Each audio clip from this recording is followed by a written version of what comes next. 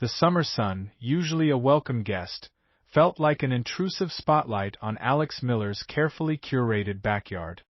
His pool, a cerulean gem set amidst manicured shrubs and fragrant jasmine, usually hummed with a gentle filter, a soothing soundtrack to his quiet life. Today, however, its tranquility felt like a fragile illusion, poised to shatter.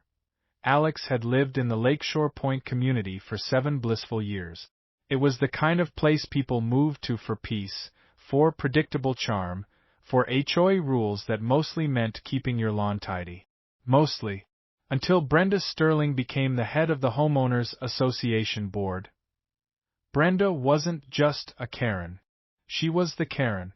The kind whose perfectly coiffed blonde bob seemed to vibrate with self-importance, whose designer sunglasses hid eyes that missed nothing, and whose voice, though never overtly loud, carried an undeniable note of authority, even when discussing recycled bins.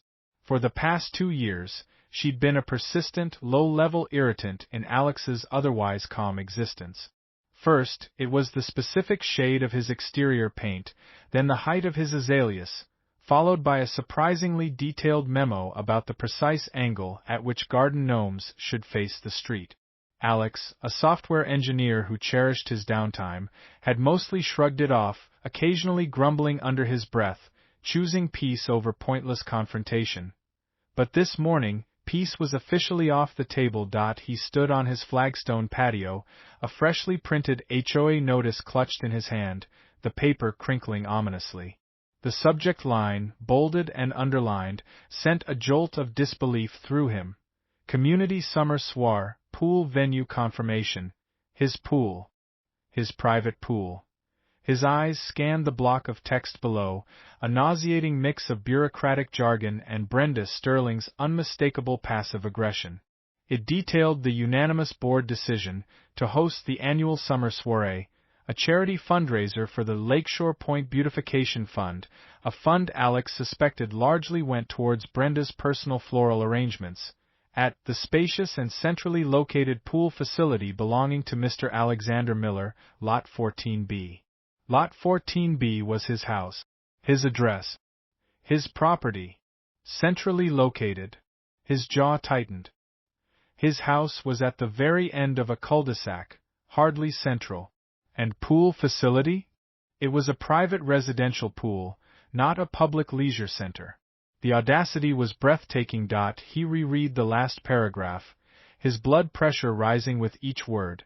The Sterling family, in coordination with the board, will be on site for preliminary setup and decoration access starting this Friday at 9 a.m.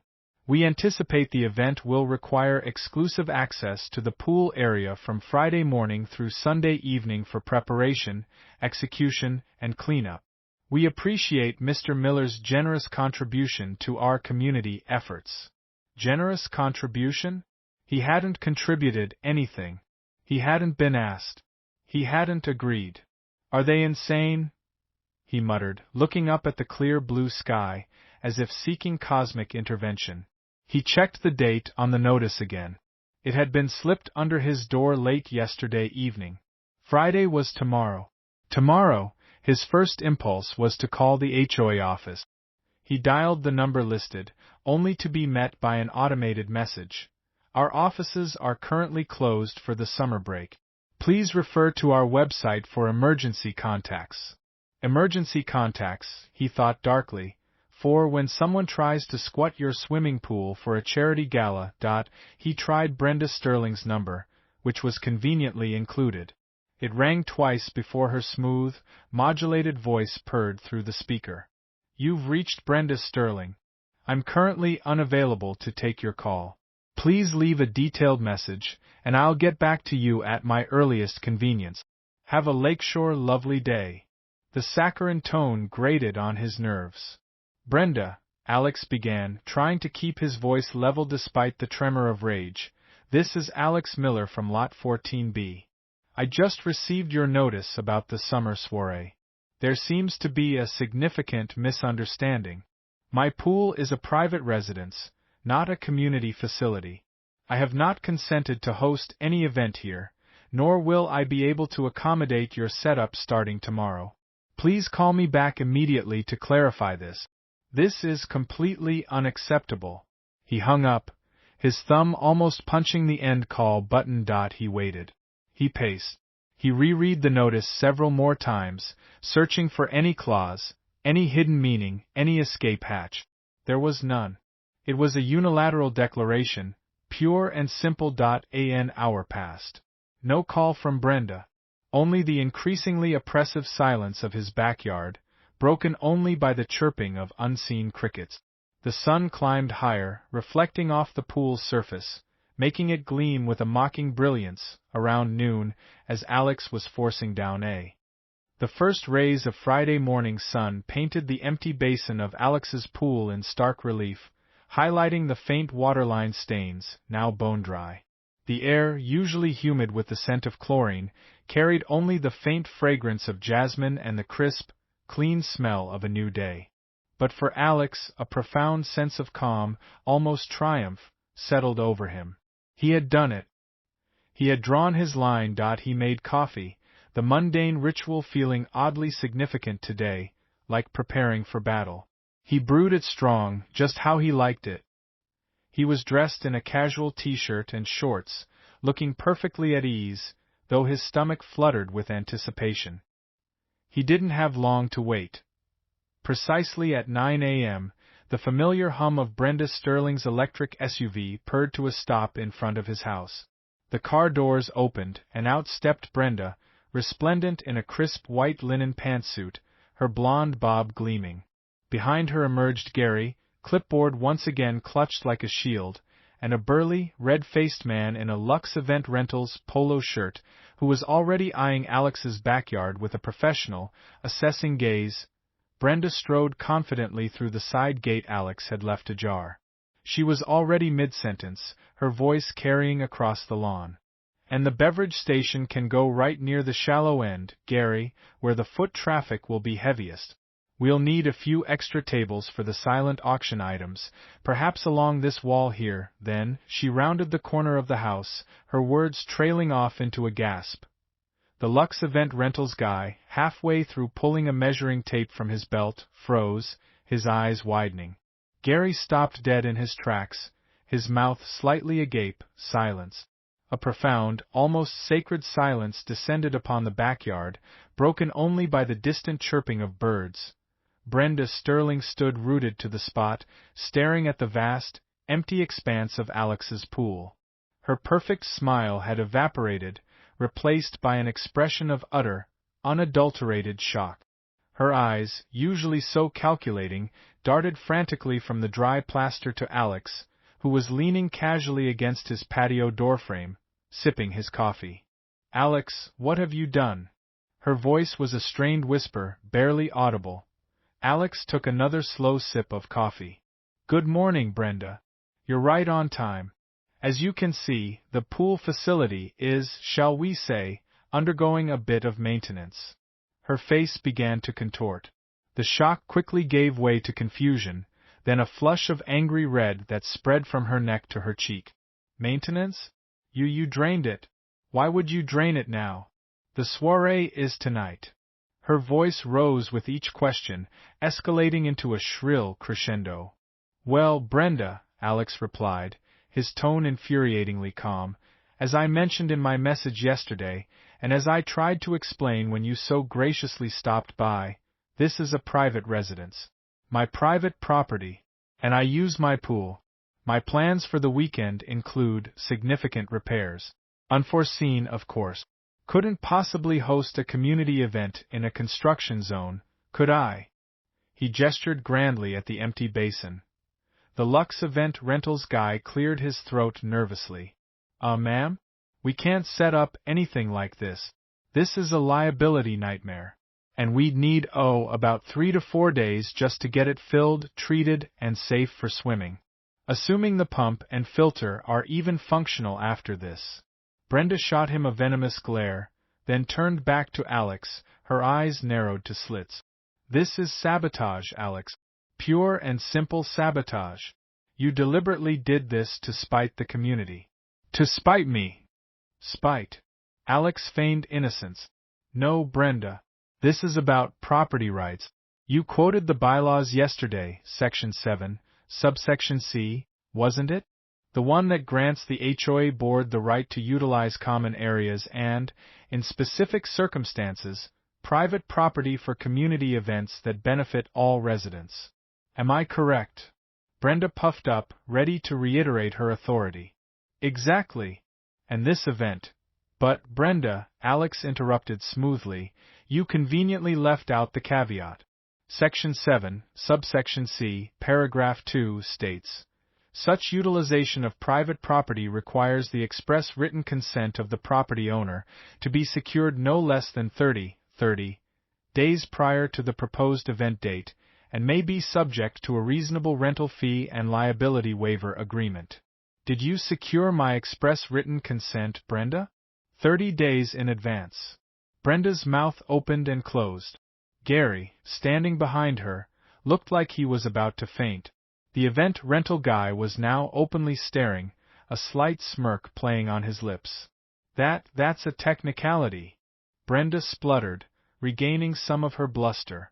The spirit of the law, Alex, is to promote community. And you, with your selfish act, are destroying it. The spirit of the law, Brenda, is also to respect private property, Alex countered, his voice losing its calm edg. The emergency HOA board meeting was scheduled for Saturday morning, an unholy hour for most residents, but a testament to Brenda Sterling's relentless fury. Alex, despite Gary's warning, had no intention of attending. He knew his presence would only fuel Brenda's fire, turning the entire affair into a public spectacle she would undoubtedly relish. Instead, he spent the morning enjoying a leisurely breakfast on his patio, the empty pool gleaming like a defiant monument under the morning sun.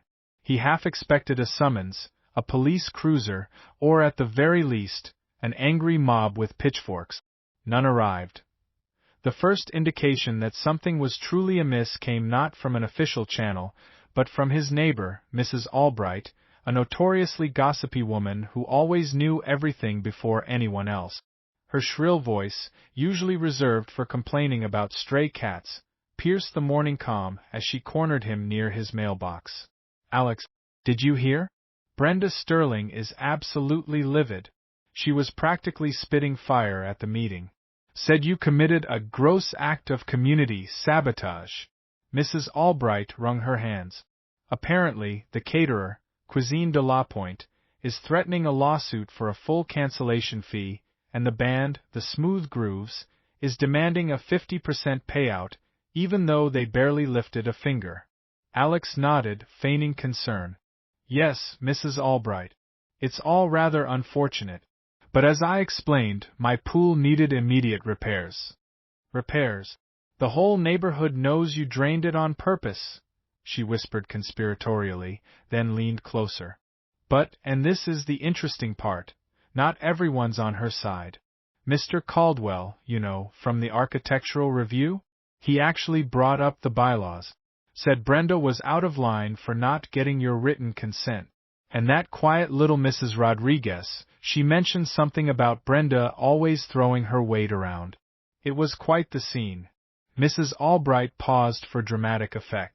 Brenda even threatened to resign if the board didn't back her up fully. Can you imagine? Alex's eyebrows shot up. Brenda threatening to resign was a major development. It meant she was rattled, losing control of her narrative. This was better than he'd hoped. And what was the outcome, Mrs. Albright? Well, they couldn't agree on a fine amount. Brenda wanted to hit you with a massive one, something about damages to community spirit. But Mr. Caldwell argued it was legally shaky given the consent issue. They're adjourning until Monday evening. Brenda's pushing for a public hearing. Mrs. Albright shook her head, thoroughly delighted by the drama. You stirred up quite the hornet's nest, Alex. But some of us are secretly quite pleased.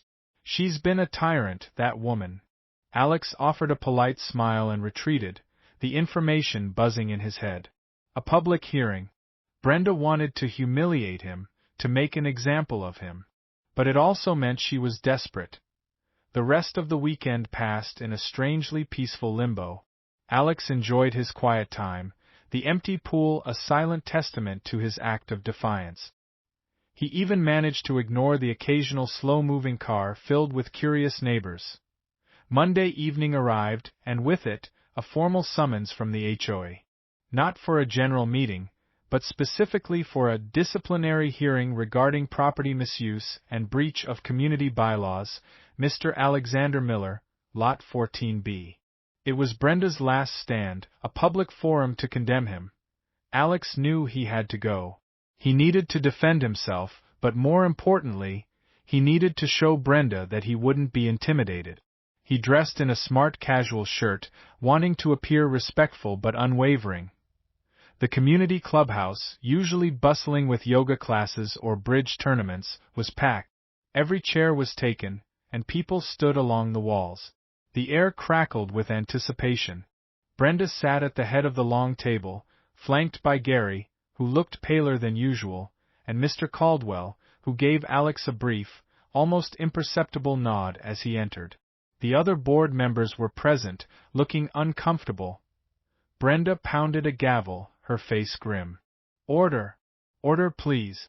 Welcome, residents, to this extraordinary disciplinary hearing. As you are all aware, our annual summer soiree, a vital fundraiser for our community's beautification, was abruptly cancelled this past weekend due to the unilateral actions of one of our residents." She glared directly at Alex. Mr. Alexander Miller, of Lot 14B, deliberately drained his swimming pool, the designated venue for our event, just hours before setup was to begin. This act, in direct opposition to the spirit of community cooperation, has caused significant financial loss and immeasurable damage to Lakeshore Point's morale.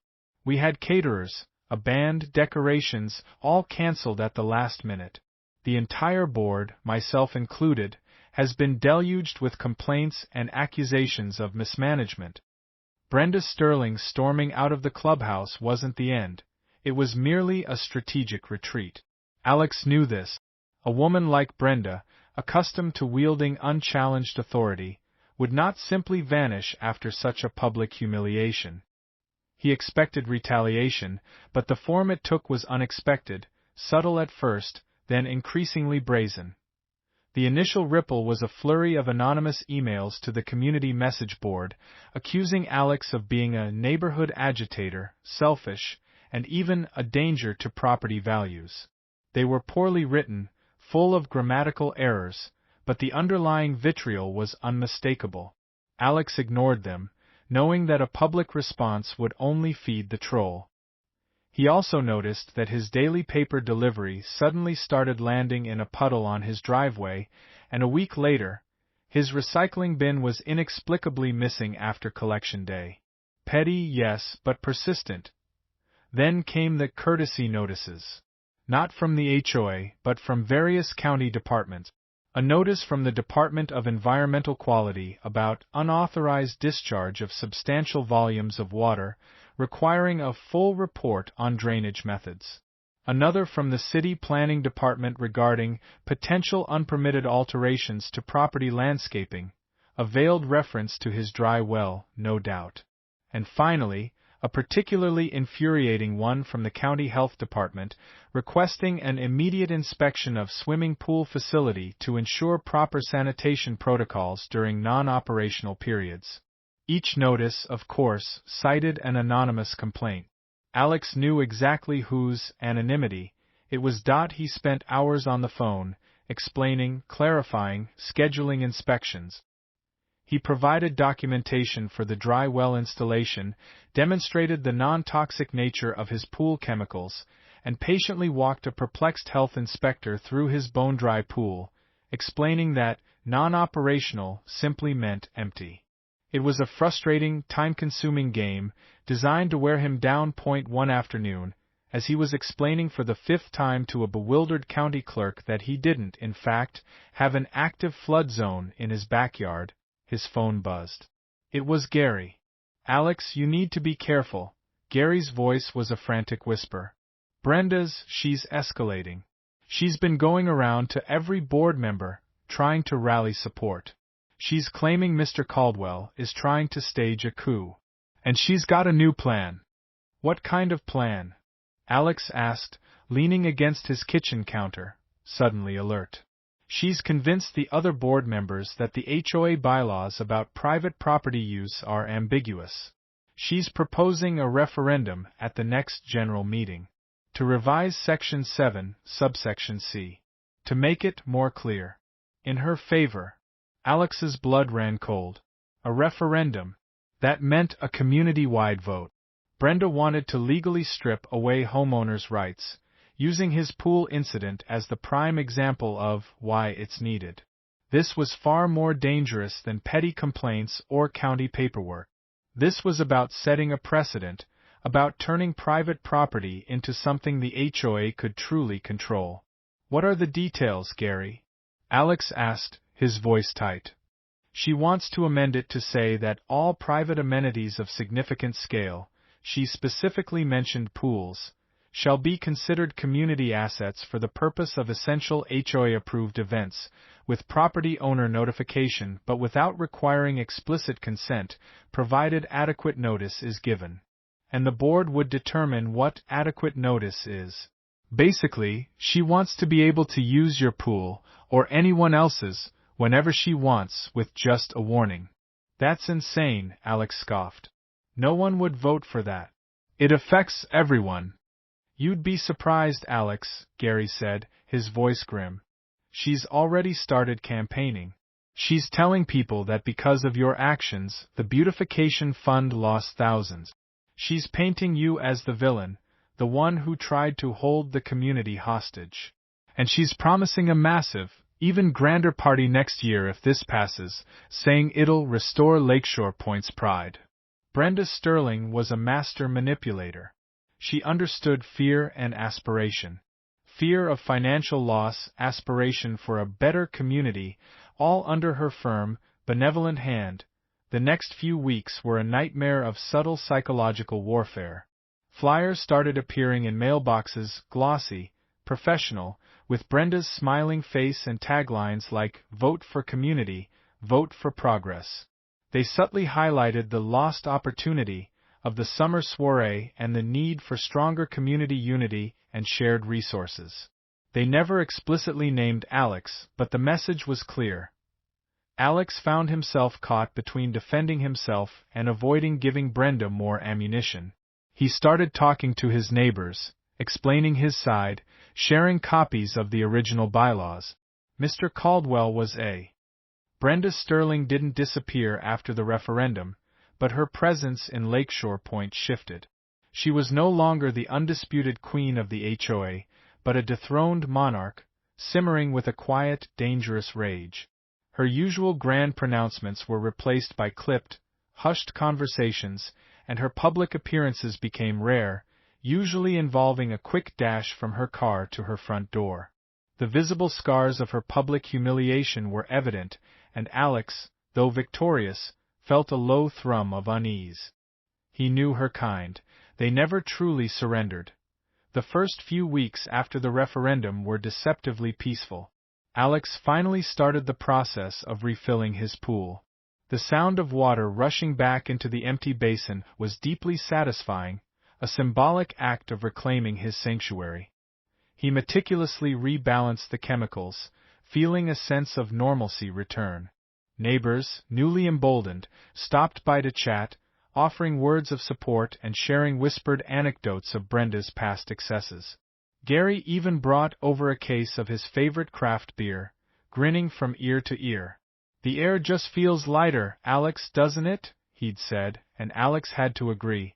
But the quiet was just a prelude. The next HOA board meeting was surprisingly mundane, focusing on minor landscaping issues and budget report. Mr. Caldwell, now firmly in control, handled it with quiet efficiency. Brenda was notably absent, though her empty chair at the head of the table seemed to hum with her lingering resentment. Then came the letters. Not from the HOA, but from a law firm Alex had never heard of, Sterling, Blackwood, and Associates. The first was a cease and desist order, demanding he refrain from further defamation of character against Ms. Brenda Sterling. It cited the false and malicious statements made at the disciplinary hearing and the referendum meeting. Alex scoffed. He had merely quoted the bylaws. The second letter was more ominous, a notice of intent to sue. It alleged intentional infliction of emotional distress, slander, and tortious interference with business relations, referencing the cancelled party and Brenda's perceived loss of standing. The damages sought were exorbitant, a sum that would cripple him. Alex felt a cold knot tighten in his stomach. This wasn't just petty retaliation anymore. This was a professional, targeted assault. Brenda wasn't fighting through the HOA. She was fighting through her husband's law firm. She was married to a partner at Sterling, Blackwood & Associate. The revelation hit him with the force of a physical blow. Of course, that explained her arrogance, her belief that she was untouchable. He immediately called his own lawyer, a mild-mannered man named David Chen who specialized in property law, and sent him copies of all the new letters, along with the previous HOA notices and his own meticulous notes. "This is aggressive, Alex," David said, his voice calm but serious. "They're trying to drown you in legal fees, hoping you'll settle. We need to mount a robust defense.